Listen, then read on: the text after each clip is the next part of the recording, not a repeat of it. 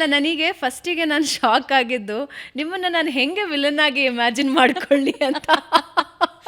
ಇಲ್ಲ, ನನಗೂ ಸೀರಿಯಲ್ಲಿಂದ ಅಪ್ರೋಚ್ ಮಾಡಿದಾಗ ನಾನು ಕೂಡ ನಂಗೆ ನಗು ಬಂದ್ಬಿಡ್ತು. ಹೇಗೆ ಸರ್ ನನ್ನನ್ನು, ನಾನು ಯಾವ ಆ್ಯಂಗಲಿಂದ ವಿಲನ್ ಥರ ಕಾಣ್ತೀನಿ ನಿಮಗೆ ಅಂತ.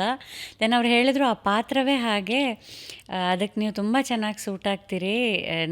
ನೋಡಿದಾಗ ಯಾರಿಗೂ ಮನಸ್ಸಿನಲ್ಲಿ ಏನೋ ಸ್ಕೀಮ್ ಮಾಡ್ತಿದ್ದಾರೆ ಅಂತ ಗೊತ್ತಾಗಲ್ಲ, ಬಟ್ ನೋಡೋಕ್ಕೆ ತುಂಬ ಪಾಪ ಥರ ಇರ್ತಾರೆ, ಬಟ್ ವಿಲನ್ ಆಗಿರ್ತಾರೆ ಅಂತ ಹೇಳಿದ್ರು.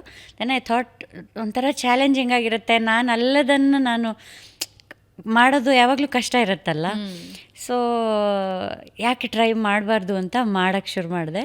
ಈಗ ಮಜಾ ಬರ್ತಾ ಇದೆ ಆ್ಯಕ್ಚುಲಿ ಆ ಕ್ಯಾರೆಕ್ಟರ್ ಪ್ಲೇ ಮಾಡೋದಕ್ಕೆ. ಬಟ್ ವೀಕ್ಷಕರೇ, ಅರ್ಚನಾ ಉಡುಪ ಅವರನ್ನು ಸ್ವಭಾವತಃ ಹತ್ತಿರದಲ್ಲಿ ಯಾರು ಭೇಟಿ ಆಗದಿರೋರು ತಿಳ್ಕೊಬೇಕಾಗಿರೋದಂದ್ರೆ ತುಂಬ ಮಿತಭಾಷಿ, ಮೃದುಭಾಷಿ. ಮಿತಭಾಷಿ ಅಲ್ಲ, ಮೃದುಭಾಷಿ. ತುಂಬ ಮಾತಾಡ್ತಾರೆ, ಆದರೆ ತುಂಬ ಮೃದುವಾಗಿ ಮಾತಾಡ್ತಾರೆ. ಅವರು ಎಷ್ಟು ಸಾಫ್ಟ್ ಆಗಿ ಮಾತಾಡ್ತಾರೆ, ಎಷ್ಟು ಹಂಬಲ್ ಆಗಿ ಮಾತಾಡ್ತಾರೆ, ಎಷ್ಟು ಸ್ನೇಹಿತರಾಗಿ ಮಾತನಾಡ್ತಾರೆ. ಮೊದಲನೇ ಸಲ ನೀವು ಭೇಟಿ ಆದರೂ ಅನ್ಸೋದಿಲ್ಲ ಅರ್ಚನಾ ಉಡುಪ ಅವ್ರನ್ನ ಮೊದಲನೇ ಸಲ ನಾವು ಭೇಟಿ ಆಗ್ತಿದ್ದೀವಿ ಅಂತ. ಅಷ್ಟು ಸ್ನೇಹ ಜೀವಿ. ಆದರೆ ಅವರನ್ನು ಆ ಕ್ಯಾರೆಕ್ಟರ್ನಲ್ಲಿ ನೋಡಿದಾಗ ನನಗೆ ಅದನ್ನು ಅರಗಿಸ್ಕೊಳ್ಳೋದಕ್ಕೆ ಬಹಳ ವಾರಗಳೇ ಬೇಕಾಯಿತು. ನಮ್ಮ ಅಪ್ಪ ಅಮ್ಮಂಗೆ ಆಗ್ತಿಲ್ಲ ಅರಗಿಸ್ಕೊಳ್ಳೋಕ್ಕೆ.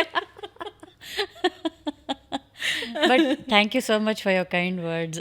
ಯಾಕೆಂದರೆ ದಶಕಗಳ ಕಾಲ ನಾವು ನಿಮ್ಮನ್ನು ನೋಡಿದ್ವಿ. ಅಂದರೆ ದಶಕದ ಹಿಂದೆ ಮಾತಾಡಿ ಮತ್ತಿನ್ನೊಂದು 10 ವರ್ಷದ ನಂತರ ಮಾತಾಡಿದ್ರು ಅದೇ ಅರ್ಚನಾ ಉಡುಪ. ಅದರಲ್ಲಿ ಯಾವುದೇ ಬದಲಾವಣೆ ಅವರಲ್ಲಿ ಇರೋದಿಲ್ಲ.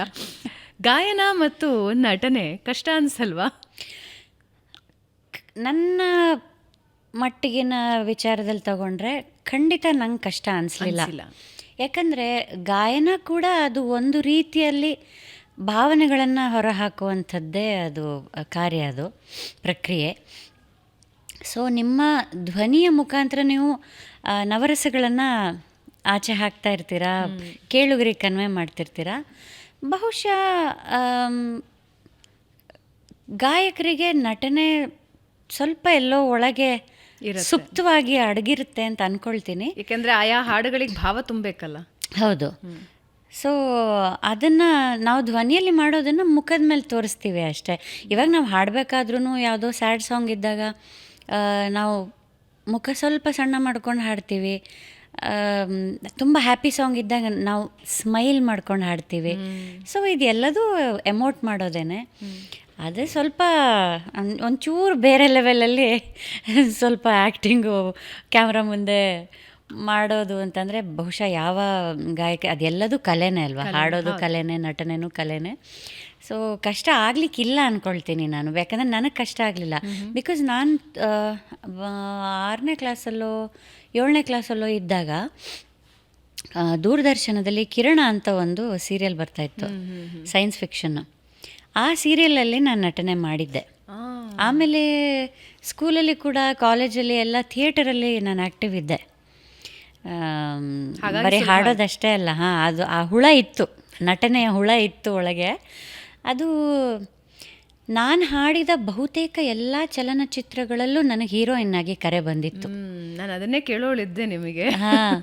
ಬಟ್ ಹೀರೋಯಿನ್ ಆಗಿ ಹೋಗುವ ಯಾವ ಉದ್ದೇಶವೂ ನನಗಿರಲಿಲ್ಲ, ಯಾವತ್ತೂ ಇರಲಿಲ್ಲ. ಆ ಭಯನೂ ಇತ್ತು ನನಗೆ, ಹೀರೋಯಿನ್ ಆಗಿ ಹೋದರೆ ಹೇಗೆ ಅಂತ.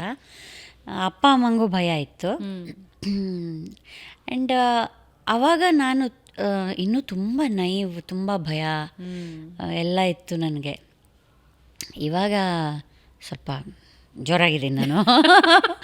ಆ್ಯಂಡ್ ಆ ಒಂದು ಫೇಸ್ ದಾಟಿ ಬಂದಮೇಲೆ, ನೀವು ಒಂದು ಮಟ್ಟಕ್ಕೆ ಏರಿದ ಮೇಲೆ ನೀವು ಯು ಕ್ಯಾನ್ ಚೂಸ್, ನಿಮ್ಗೆ ಆ ಲಿಬರ್ಟಿ ಇರುತ್ತೆ ಅಲ್ಲ.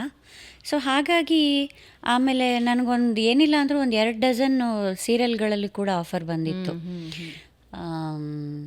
1-2 ಸೀರಿಯಲಲ್ಲಿ, ಒಂದು 3 ಸೀರಿಯಲಲ್ಲಿ ಆ್ಯಕ್ಚುಲಿ ನಾನು ಏನಂತಾರೆ ಗೆಸ್ಟ್ ಅಪಿಯರೆನ್ಸ್ ಆಗಿ ನಾನು. ಆಮೇಲೆ ಲಕ್ಷಣ ಸೀರಿಯಲಲ್ಲಿ ಕ್ಯಾಮಿಯೋ ರೋಲ್ ಕೂಡ ಮಾಡಿದೆ. ಅದು ತುಂಬ ಒಳ್ಳೆ ಪಾತ್ರ ಅದು ನಂದು. ಅದಕ್ಕಾಗಿ ಒಪ್ಕೊಂಡೆ ನಾನು. ತುಂಬ ಒಳ್ಳೆಯ ಪಾತ್ರ, ಒಳ್ಳೆಯ ಟೀಮು. ಆಮೇಲೆ ಮಗಳು ಜಾನಕಿಲಿ ಒಂದು ಗೆಸ್ಟ್ ಅಪಿಯರೆನ್ಸ್ ಮಾಡಿದೆ. ಆ್ಯಕ್ಚುಲಿ ಸೀತಾರಾಮ್ ಸರೇ ನನಗೆ ಅವರ ಅದು ಮಗಳು ಜಾನಕಿಗೆ ಮುಂಚೆ ಇನ್ನು 2 ಅವರ ತುಂಬ ಅದ್ಭುತವಾದ ಸೀರಿಯಲಲ್ಲಿ ಮೇಯ್ನ್ ಲೀಡ್ ರೋಲ್ ನನಗೆ ಆಫರ್ ಮಾಡಿದರು. ಬಟ್ ನಾನು ಅವಾಗ ಮ್, ಮಗು ಹೊಟ್ಟೆಯಲ್ಲಿತ್ತು ನನಗೆ, ಹಾಗಾಗಿ ಮಾಡೋಕ್ಕಾಗಲಿಲ್ಲ. ಸೊ ಆಮೇಲೆ ಶ್ರಾವಣಿ ಸುಬ್ರಹ್ಮಣ್ಯಲ್ಲಿ ಒಂದು ಕ್ಯಾಮಿಯೋ ರೋಲ್ ಮಾಡಿದೆ, ಲಕ್ಷಣದಲ್ಲಿ ಮಾಡಿದೆ, ಒಳ್ಳೆ ರೋಲ್ ಮಾಡಿದೆ. ಈಗ ಇದು ಏನೋ ತುಂಬ ವಿಭಿನ್ನವಾಗಿದೆ, ಮಾಡೋಣ ಅಂತ ಅನ್ನಿಸ್ತು ನನಗೆ, ಹಾಗಾಗಿ ಒಪ್ಕೊಂಡೆ.